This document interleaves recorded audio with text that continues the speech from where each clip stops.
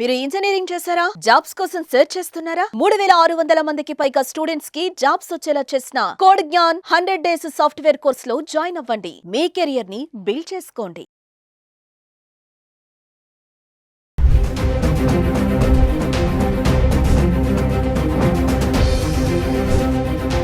Hi hello నమస్తే welcome back to Suman TV. ప్రస్తుతం మనతో పాటు ఉన్నారు ఫ్యామిలీ కౌన్సిలర్ రజనీ రమ్మ గారు. నమస్తే మ్యామ్. నమస్తే నవీన. మ్యామ్, ఇప్పుడు చాలా ఇళ్లలో వైఫ్ అండ్ హస్బెండ్ కలిసే ఉంటారు, కానీ అన్ని బాగానే ఉంటాయి. నైట్ పడుకునేటప్పుడు మాత్రం సెపరేట్గా పడుకుంటారు. మనం ప్రీవియస్ కొన్ని వీడియోలో మాట్లాడుకున్నాం.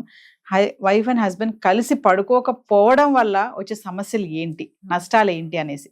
మరి ఈ ట్రెండ్ ఏంటంటారు? అంతా బాగానే ఉంటుంది కానీ అక్కడ మాత్రం డిఫరెంట్గా ఉంటారు, కలిసి పడుకోరు. మరి దానివల్ల వాళ్ళ రిలేషన్ అనేది పెరుగుతుందా తగ్గుతుందా అంటే ఒక్కసారి దాని గురించి. ఇప్పుడు మీరు చెప్పారు కలిసి పడుకోరు, ఇది చాలా మందికి తెలుసు కదా.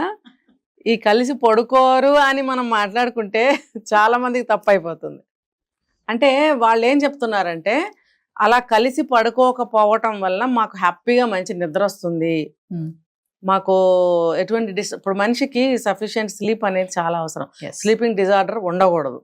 కాబట్టి కొంతమంది కష్టపడి పగలంతా పనులు చేసుకోవడము, అలసిపోయి ఉంటారు. కొంతమంది అంటే ఏజ్ లేదు ఇక్కడ, ఏ ఏజ్ వాళ్ళైనా సరే. కొంతమంది ఒక ఏజ్ వచ్చిన తర్వాత హెల్త్ బాగోకపోవడము, టాబ్లెట్స్ వేసుకోవడం, పడుకోవడం, నిద్ర డిస్టర్బ్ అవ్వకూడదు. ఒకవేళ నిద్ర డిస్టర్బ్ అయితే మర్నాడు బాడీ అంతా బ్యాలెన్సింగ్గా ఉండదు. వాళ్ళు తూలుతున్నట్టు, కళ్ళు వాలిపోతున్నట్టు, ఆకలి ఉండదు, రకరకాల ప్రాబ్లమ్స్ వస్తాయి. ఇంకొకటి, పార్ట్నర్ గురకలు పెట్టినా నిద్దట్లో మాటికి వాళ్ళు పొజిషన్ చేంజ్ చేసుకుంటూ కదులుతూ ఉన్నాయి, ఏవో బాడీ పెయిన్స్ ఉండొచ్చు, లేకపోతే టాయిలెట్స్ కోసం లేవచ్చు మిడ్ నైట్లో, పక్క వాళ్ళకి ఇబ్బంది అవుతుంది. రకరకాల ప్రాబ్లమ్స్ ఇవి మనం చెప్పక్కర్లే, అందరికీ తెలుసు. అలాంటప్పుడు చాలా మంది ఏమనుకుంటున్నారంటే విడిగా పడుకుందాము. నేను చూస్తున్నాను రెండు బెడ్రూమ్స్, అంటే బాగా ఉన్న వాళ్ళల్లో, లేని వాళ్ళు పక్కన వేరే కొంచెం దూరంగా వెళ్ళి పడుకోవడము జరుగుతున్నాయి.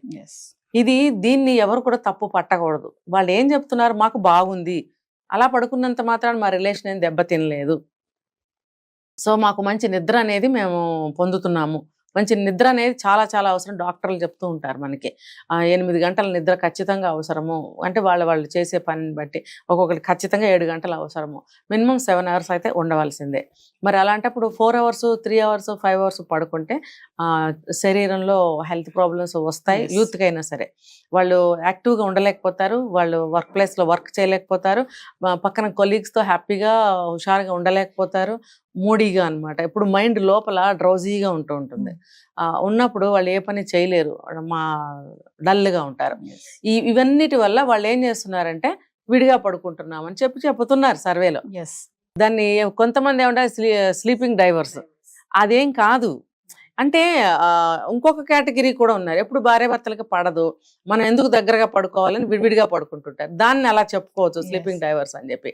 కానీ ఈ కండిషన్స్ వేరు. దీన్ని చాలా మంది ఆమోదిస్తున్నారు. మనం కూడా ఒక వీడియోలో మాట్లాడుకున్నాం. ఇప్పుడు రాత్రి అంతా విడిగా పడుకున్నంత మాత్రాన, ఫర్ ఎగ్జాంపుల్ డే అంతా వేరు చోట్ల ఉంటున్నారు, అవునా కాదా? ఉద్యోగాల పేరు మీద విడిగానే ఉంటున్నారు. అంటే నేను ఇక్కడ పోల్చుతున్నది విడిగా అనే విషయాన్ని పోల్చుతున్నాను. బయట పొద్దున్నుంచి రాత్రి వరకు విడిగానే ఉంటున్నారు కదా. మరి ఈ నిద్ర కోసం విడిగా ఉండటంలో తప్పేముందని అడుగుతున్నారు కొంతమంది. అంటే వాళ్ళకి ఇష్టమైతే, వాళ్ళకి కంఫర్ట్గా ఉంది అనుకుంటే, వాళ్ళ రిలేషన్ ఏమీ పాడు కాలేదు, బాగున్నాం మేము అని అనుకుంటే వాళ్ళది ఫాలో అవ్వచ్చు, తప్పేమీ లేదు. అయితే ఇక్కడ ఇంకొకటి ఏంటంటే, మేము ఇలా ఉండటం వల్ల డే టైం అంతా కూడా చాలా యాక్టివ్గా ఉంటున్నాం, మేమిద్దరం చాలా హ్యాపీగా ఉంటున్నాము. ఇంకొకటి ఏంటంటే, రాత్రి అంతా కూడా మేము దూరంగా ఉంటున్నాం ఫిజికల్గా, కానీ మాట్లాడుకోవటానికి కూడా లేదు. అన్ని అవర్స్ మాకు గ్యాప్ వచ్చింది కాబట్టి మార్నింగ్ చాలా ఏమంటారు ఇంట్రెస్ట్గా, చాలా ఏమంటారు ఎప్పుడెప్పుడు చూస్తామా వాళ్ళని అని ఒక థ్రిల్లింగ్ కూడా మాలో ఉంటుంది. గబగబా లేచి వెళ్ళి పలకరిద్దాము. తర్వాత ఏదన్నా ఒక మాట్లాడుకునేటప్పుడు కూడా అఫెక్షనేటివ్గా మాట్లాడుకోవడము, ఒక నిర్ణయం తీసుకునేటప్పుడు కాంప్రమైజింగ్గా తీసుకోవడము. ఎందుకనంటే ఆ వాల్యూ ఆ ఎడబాట్లో తెలుస్తుంది. అంటే అలా పడుకోకపోవడం వల్ల రిలేషన్ ఏమి దూరం అవ్వదంటారా? కొంతమంది జంటల్లో అంటే అలా అనుకుని విడిగా పడుకునే వాళ్ళ విషయంలో నేను ఏదైనా గొడవ పెట్టుకుని, గొడవ లేకుండా నేను ఇప్పుడు ఏమేమి చెప్పాను, వాళ్ళ వల్ల ఏమన్నా ప్రాబ్లమ్స్ ఉంటే గురకలు పెట్టడము, లేకపోతే మధ్యలో మాటికి లెగవడము, వాళ్ళ పొజిషన్ చేంజ్ చేసుకుంటూ కదులుతూ ఉండడం వల్ల పక్కన పడుకున్న వాళ్ళకి ఇబ్బందికరంగా ఉంటుంది. దానివల్ల 7-8 గంటలు నిద్రపోవాలనుకునే వాళ్ళకి నిద్ర ఉండదు. అలాంటి వాళ్ళు విడివిడిగా పడుకుంటే నష్టమేమీ లేదు. తెల్లవారి పొద్దున వాళ్ళ మధ్యన ఇంకా అటాచ్మెంట్, ప్రేమ అన్ని కూడా పెరుగుతాయి అని చెప్పి ఒక సర్వేలో తేలింది. అది వాళ్ళకి ఇష్టమైనప్పుడు ఆ కండిషన్స్ లో మాత్రమే. ఇప్పుడు మళ్ళీ ఇంకొకటి చెప్తున్నాను, ఇద్దరు గొడవ పడుతూ మాటికి అసలు నిన్ను పక్కన నేను పడుకోను, నిన్ను చూస్తేనే చిరాకేస్తుంది, నిన్ను ముట్టుకోవాలనిపించట్లేదు అనే కండిషన్స్ ఉన్నప్పుడు విడిగా పడుకుంటే మాత్రం ఆ స్లీపింగ్ డైవర్స్ కిందకు వస్తుంది. ఇష్టపడరు. ఇప్పుడు కొంతమంది అలా ఉండి ఏమవుతుందంటే ఇల్లీగల్ కాంటాక్ట్స్లోకి వెళ్ళిపోతారు. ఇప్పుడు ఇలాంటి సందర్భాల్లో అలా దూరంగా పడుకోవటం అనేది మంచిది కాదు. ఎవరికి వాళ్ళే అనుకోవాలి. ఎన్ని గొడవలు ఉన్నా సరే పక్కకి వెళ్ళి ఇప్పుడు ఎన్ని గొడవలు ఉన్నా సరే వంట ఒకటే చేసుకుంటామా? ఇష్టం ఉన్నా లేకపోయినా ప్లేట్స్ పెడతాం, అందరికీ వడ్డిస్తాం, అందరం కలిసి కూర్చుని భోజనం చేస్తాం కదా. ఎన్ని గొడవలు వచ్చినా ఎంత వచ్చినా కూడా మనం వంట ఒకటే చేస్తాము. వడ్డించుకుని కూడా కలిసి కూర్చుని తినటం అనేది మంచి పద్ధతి, మంచి అలవాటు. అలాగే ఎన్ని గొడవలు వచ్చినా సరే అన్ని పనులు పూర్తి చేసుకుని వచ్చి పడుకోవడం అనేది ఒకటే చోట, అది కూడా ఒక పద్ధతి. దానివల్ల ఏంటంటే లోపల కోపతాపాలన్నా కొంచెం దూరం అవడానికి ఛాన్సెస్ ఉన్నాయి. ఇంకొకటి ఏంటంటే ఎన్ని గొడవలు పడినా కూడా ఆ పడుకుంటే కొంచెం ఒక టచ్, కొంచెం ఏమన్నా కోపతాపాలు ఉంటే పోవడానికి ఒకళ్ళకొకళ్ళు హగ్ చేసుకోవడము, ఒక నుదుటి మీద కానీ చేతి మీద ఎట్లా ప్రేమగా తన ఇష్టం ఎట్లయినా ఒక చిన్న కిస్ పెట్టడం వల్ల కానీ వాళ్ళకి అభిప్రాయ భేదాలు కానీ, కోపాలు కానీ, అనుమానాలు కానీ, అపోహలు కానీ ఏమైనా ఉంటే దూరం అవడానికి ఛాన్సెస్ ఉన్నాయి. ఎందుకంటే చాలా మంది వాళ్ళ అభిప్రాయాన్ని నోటితో చెప్పలేరు. కొంతమంది ఏంటంటే చెప్తే ఏమనుకుంటుందో. ఈ 2 కారణాల వల్ల స్పర్శతోటి టచ్ ఇస్తారు. ఇవి నిత్య జీవితంలో మన కుటుంబాల్లో చూస్తూనే ఉంటాం. ఏరా దగ్గరికి వెళ్ళి కూర్చొని మాట్లాడితే అన్ని పోతాయి కదా, వెళ్ళమ్మా మాట్లాడుకోండి అని మన పెద్దవాళ్ళు కూడా చెప్తూ ఉంటారు. ఎందుకు దూరంగా కూర్చున్నారు, దా ఇటు వచ్చి కూర్చో, ఇద్దరు కలిసి భోజనం చేయండి, రండి ఇట్లా కూర్చోండి అని మన అమ్మమ్మలు వాళ్ళు చెప్తూ ఉంటారు. ఇవన్నీ మన కుటుంబాల్లో జరుగుతూనే ఉంటాయి. కాబట్టి ఏదో నేనేదో స్పెషల్గా చెప్తున్నాను అనుకోవద్దు.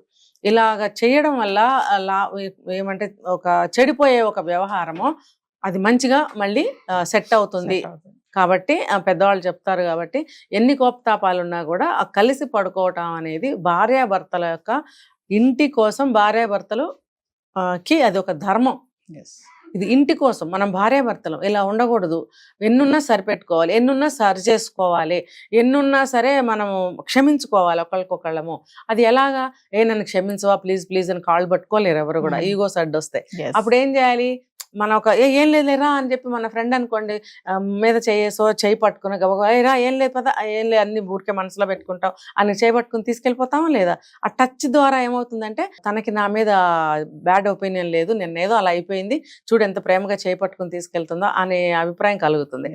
దీనికోసం చెప్తారనమాట, కలిసి పడుకోవాలి, కలిసి మంచిగా అభిప్రాయ భేదాలు లేకుండా ఒకళ్ళ మనసు ఒకళ్ళు పంచుకోవాలి అని. ఇంకొకటి పడుకునే ముందు 10 నిమిషాలు మనసులు పంచుకొని మాట్లాడుకోవాలి కూడా. దీనివల్ల కూడా అన్ని దూరం అవడానికి ఛాన్సెస్ ఉన్నాయి. Thank you ma'am.